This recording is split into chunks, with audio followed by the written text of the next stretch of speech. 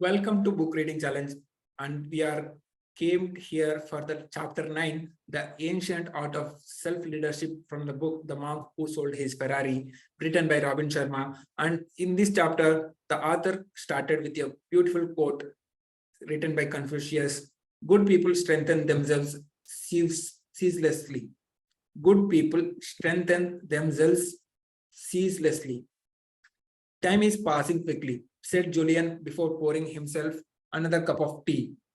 The morning will soon be open upon us. Do you want me to continue, or have you had enough for one night?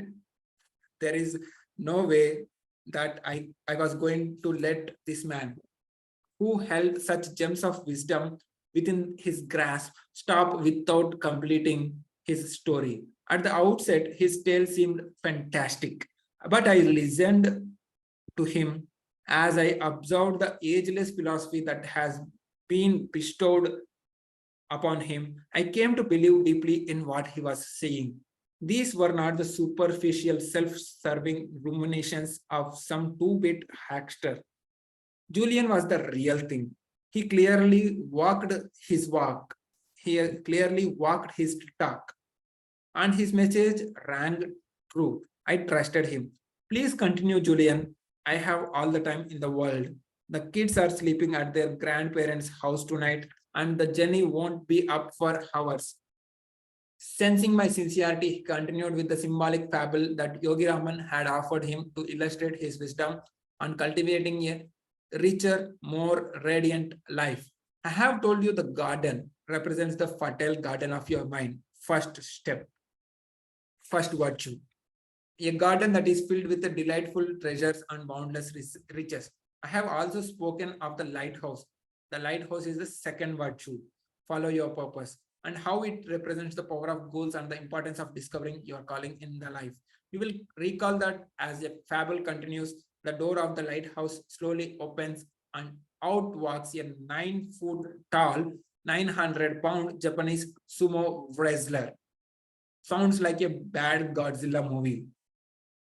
I used to love those when I was a kid. Me too, but I don't let me distract you, I replied. The sumo wrestler represents a very important element in the life-changing system of the sages of the Shivana. Yogi Raman told me that many centuries ago in the ancient East, the great teachers developed and refined a philosophy called Kai-Jen. This Japanese word means constant and never-ending improvement, and it's the personal trademark of every man and woman who is living a soaring, fully awakened existence. How did the concept of Kaizen enrich the lives of sages? I asked. As I mentioned earlier, John, success on the outside begins with the success on the inside. If you really want to improve your outer world, whether this means your health, your relationships, or your finances, you must first improve your inner world. The most effective way to do this is through practice of the continuous self-improvement. Kai means continuous, Chen means improvement. Self-mastery is the DNA of life mastery. Julian, I hope you don't mind me saying it, but all this talk about one's inner world sounds more than a little esoteric to me.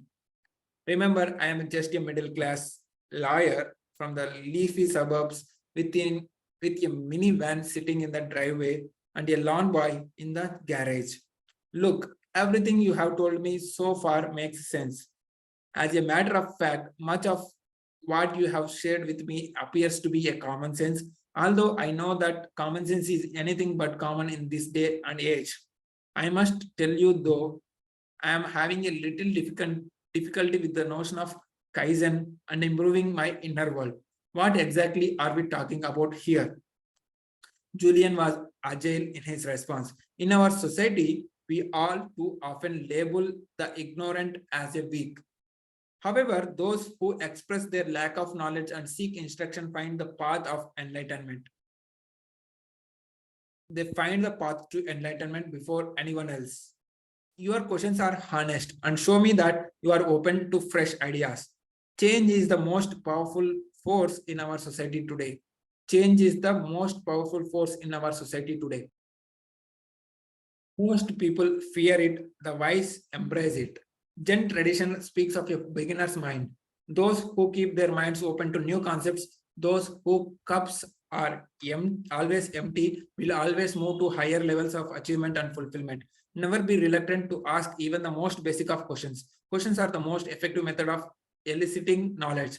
Thanks, but I still am unclear about Kaizen.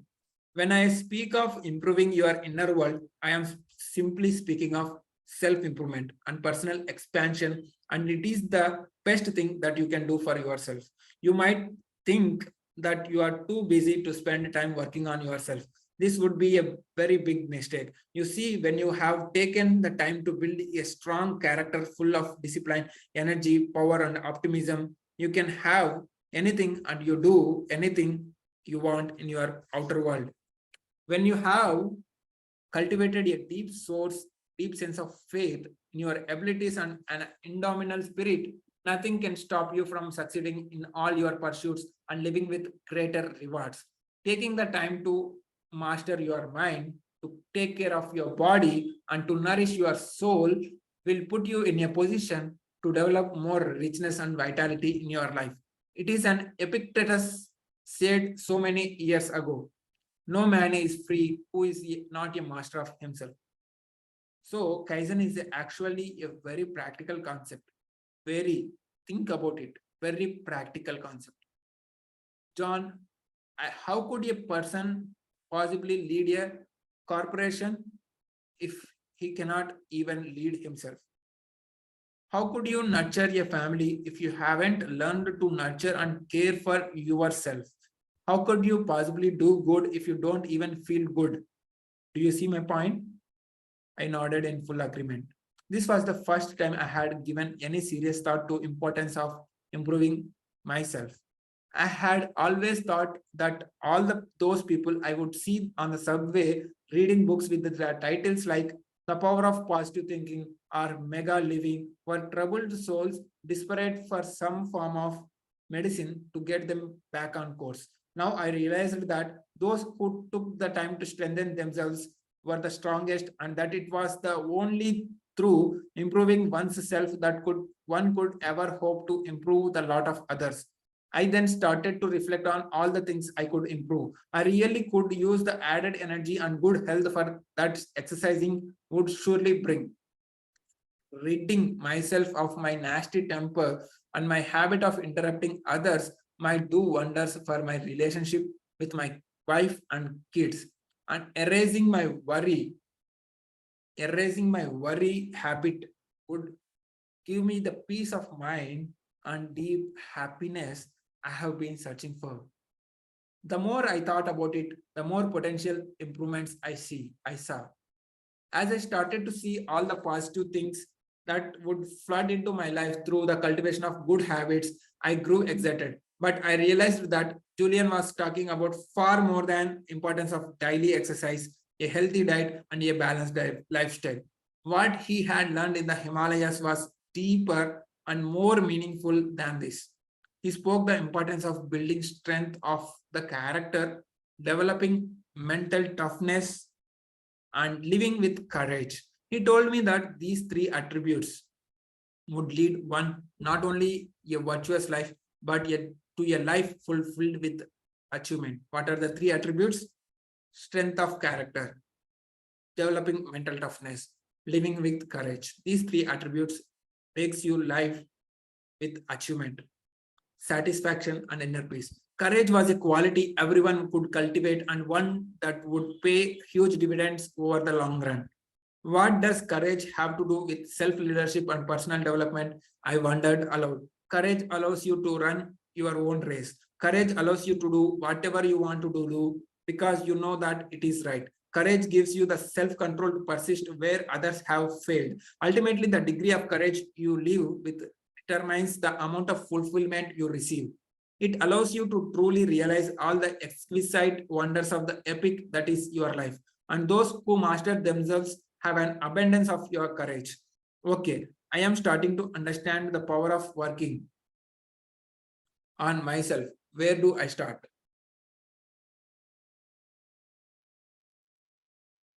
I get off the mountains on what he remembered as a remarkable, starry, and glorious, beautiful night. Initially, I too had trouble with the notion of self-improvement.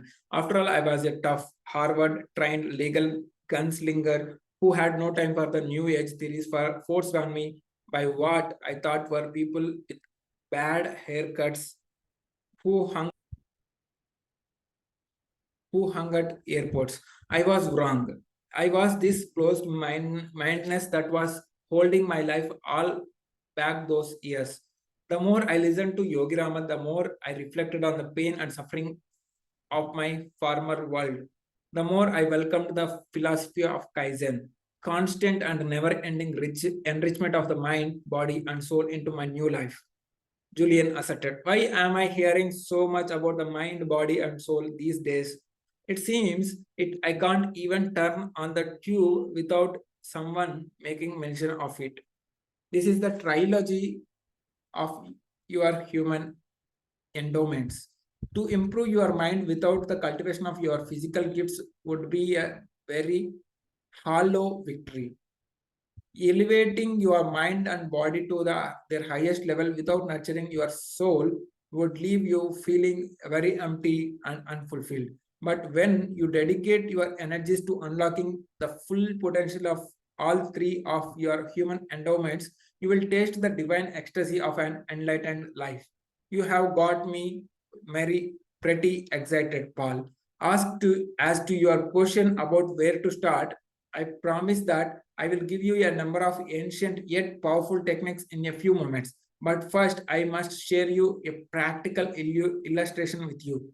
Get into push-up position. Get into push-up position. Good grief. Julian's become a drill sergeant. I silently thought, being curious and wishing to keep my cup empty. I complied. Now do as many push-ups as you can do possibly do. Don't stop until you truly are certain that you cannot do anymore. Do as many push-ups as you can do. I struggled with the exercise, my 250-pound frame not being used to much more than walking to the nearest McDonald's with my kids or meandering through a round of golf with my law partners. The first 15 push-ups were pure agony. With the heat of the summer evening adding to my discomfort, I started to sweat profusely. However, I was determined not to show any signs of weakness and carried on until my vanity started to give away along with my arms. At 23 push-ups, I gave up. Now, no more, Julian. This is killing me. What are you trying to do here? Are you certain that you cannot do any more? I'm sure. Come on, give me a break. The only lesson I am going to learn from this is what to do for a heart attack. Do 10 more. Then you can rest, commanded Julian. You have got to be kidding. But I continued. 1, 2, 5, 8, and finally 10. I lay on the floor in the total exhaustion. I went through precisely the same experience with the Yogi Raman the night he shared his special table with me, said Julian. He told me that pain was a great teacher. Pain was a great teacher. What could anyone possibly learn from an experience like this? I asked breathlessly. Yogi Raman and all the sages of Sivana, for that matter, believed that people grow the most when they enter the zone of the unknown. Okay, but what does that have to do with making me do all those push-ups? You told me after you had done 23 that you could not do anymore. You told me that this was your absolute limit. Yet when I challenged you to do more, you responded with another 10 push-ups. You have more inside you, and when you reached for your resources, you received more. Yogi Raman explained a fundamental truth to me while I was his student. The only limits on your life are those that you set yourself. The only limits on your life are those that you set yourself. When you dare to get out of your circle of comfort and explore the unknown, you start to liberate your true human potential. This is the first step towards self mastery and mastery over every other circumstance in your life. When you push beyond your limits, Just as you did in this little demo, you unlock mental and physical reserves that you never thought you had. Fascinating, I thought. Come to think of it, I had recently read in a book that average person uses only a minute measure of his human capacity. I wondered what we could do if we started using the remaining reservoir of our abilities. Julian sensed he was on a roll. You practice the art of Kaizen by pushing yourself daily. Work hard to improve your mind and body. Nourish your spirit. Do the things you fear. Start to live with unbridled energy and limitless enthusiasm. Watch the sunrise. Dance in a rain shower. Be the person you dream of being. Do the things you have always wanted to do but didn't because you tricked yourself into believing that you are too young, too old, too rich, or too poor. Prepared to live a soaring, fully alive life. In the East, they say that luck favors the prepared mind. Luck favors the prepared mind. I believe that life favors the prepared mind. Life favors the prepared mind. Julian continued his passionate discourse. Identify the things that are holding you back. Are you scared of speaking, or do you have trouble in your relationships? Do you lack a positive attitude, or do you need more energy? Make a written inventory of your weaknesses. Satisfied people are far more thoughtful than others. Take the time to reflect on what it is that might be keeping you from the life you really want and know deep down you can have. Once you have identified what your weaknesses are, the next step is to face them head on and attack your fears. If you fear public speaking, sign up to give 20 speeches. If you fear starting a new business or getting out of a dissatisfying relationship, muster every ounce of your inner resolve and do it. This might be the first taste of real freedom that you have experienced in years. Fear is nothing more than a mental monster you have created, a negative stream of consciousness. Fear is nothing more than a negative stream of consciousness. I like that. Fear is nothing more than a negative stream of consciousness. I like that. You mean all my fears are nothing more than imaginary little gremlins that have crept into my mind over the years? Exactly, John. Every time they have prevented you from taking some action, you have added fuel to their fire. But when you conquer your fears, you conquer your life. I need an example. Sure, let's take public speaking, an activity most people fear more than death itself. When I was a litigator, I actually saw lawyers who were scared of stepping into court. They would do anything, including settling their clients' otherwise worthy cases, just to avoid the pain of getting up on their feet inside a packed courtroom. I have seen them too. Do you actually think that they were born with this fear? I sure hope not. Steady a baby. She has no limits. Research a baby. She has no limits. Her mind is a lush landscape of potential and possibility, properly cultivated, and it will lead her to greatness. Filled with negativity, it will lead her to mediocrity at best. What I am saying is this: no experience, whether it is public speaking or asking your boss for a rise, or swimming in a sun-soaked lake, or walking along the beach on a moonlight night, is inherently painful or pleasant. It is your thinking that makes it so.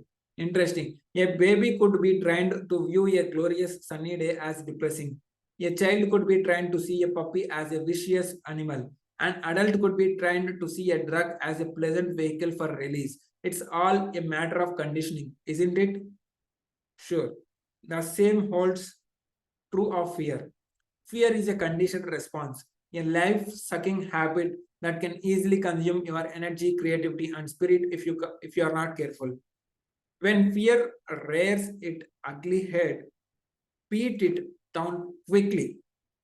The best way to do that is to do one thing you fear. Understand the anatomy of your fear. It is your own creation. Like any other creation, it is just as easy to tear it down as it is to erect it. Methodically search for and then destroy every fear that has secretly slide into the fortress of your mind. This alone will give you enormous confidence, happiness, and peace of mind. Can a person's mind actually be fully fearless? I asked. Great question. The answer is unequivocal and emphatic. Yes, each and every one of the sages of Shivana was absolutely fearless.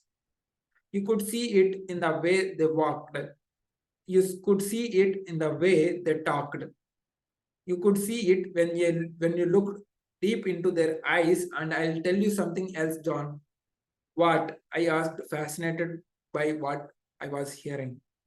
I too am fearless. I too am fearless. I know myself, and I have come to see that my natural state is one of indomitable strength and unlimited potential. It was just that I was blocked by all those years of self neglect and unbalanced thinking.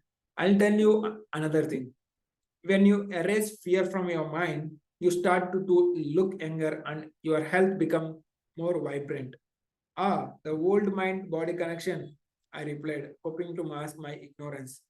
Yes, the sages of the East have known about it over 5,000 years ago. Hardly new age, he said, with a broad grin lighting up his radiant face. The sages shared another powerful principle with me that I think about often. I think it will be invaluable to you as you walk the path of self leadership and personal mastery. It has given me motivation at times when I feel like taking these things easy. The philosophy can be stated succinctly: what sets highly actualized people apart from those who never live inspired lives is that they do things that less developed people don't like doing. They do the things, they do those things that less developed people don't like doing, even though they might not like doing them earlier. Truly enlightened people, those who experience deep happiness daily, are prepared to put off short term pleasure for the sake of long term fulfillment. So they tackle their weaknesses and fears head on, even if dipping into the zone of the unknown brings with it a measure of discomfort. They resolve to live by the wisdom of Kai Chen, improving every aspect of themselves ceaselessly and continuously. With time, things that were once difficult becomes easy. Fears that once prevented them from all the happiness, health, and prosperity they deserved fall onto the wayside like stickman toppled by a hurricane. So you are suggesting that I must change myself before I change my life? Yes, it's like the old story my favorite professor told me when I was in a law school. One night, a father was relaxing with his newspaper after a long day at the office. His son, who wanted to play, kept on pestering him. Finally, fed up, the father ripped out into a picture of the globe and that was in the paper and tore it into 100 pieces, 100 small tiny pieces. Here, son, go ahead and try to put it this back together. He took a picture and break it down 100 pieces and asked his son to put it back again. He said, hoping that this would keep the little boy busy long enough for him to finish reading his paper. To his amazement, his son returned after only 1 minute with the globe perfectly back together. When the startled father asked how he achieved this feat, the son smiled and gently and replied, Dad, on the other side of the globe, there was a picture of the person, and once I got the person together, the world was okay. That's a great story. You see, John, the wisest people I have ever met, from the sages of Shivana to my professors at Harvard Law School, all seem to know the key formula for happiness. Do continue, I said with a hint of impatience. It's precisely what I said earlier. Happiness comes through the progressive realization of a worthy objective. Happiness comes through the progressive realization of a worthy objective. When you are doing what you truly love to do, you are bound to find deep contentment. Happiness comes through the progressive realization of a worthy objective. If happiness comes to everyone who simply does what they love doing. Why are so many people miserable? Fair point, John. Doing what you love, whether this means giving up the work you are presently doing to become an actor or spending less time on those things that are less important to make time for those things that are more meaningful, requires a great deal of courage. It requires you to step out of your comfort zone, and change is always a little uncomfortable at first. It is also more than a little risky. Having said this, this is the surest way to design a more joyful life. Exactly how does one go about building a courage? It's the same as the story. Once you get yourself together, your world will be okay. Once you master your mind, body's character, happiness, and abundance will flow into your life. Once you master your mind and body and character, happiness and abundance will flow into your life almost magically. But you must spend some time daily working on yourself, even if only for 10 or 15 minutes. And what does that 9 foot tall, 900-pound Japanese sumo wrestler symbolize in Yogi Raman's fable? Our hefty friend will be your constant reminder of the power of Kaizen, the Japanese word for constant self-expansion and progress. In just a few hours, Julian had revealed the most powerful and the most astonishing information that I had ever heard in my lifetime. I had learned of the magic in my own mind and its treasured trove of potential. I had learned highly practical techniques to still the mind and focus its power on my desires and dreams. I had learned the importance of having a definite purpose in life and setting a clear goals in the every aspect of my personal, professional, and spiritual world. Now I had been exposed to the ageless principle of the self-mastery Kaizen. Let us see the practice of art Kaizen in the next lesson. Until then, stay connected, keep progressing.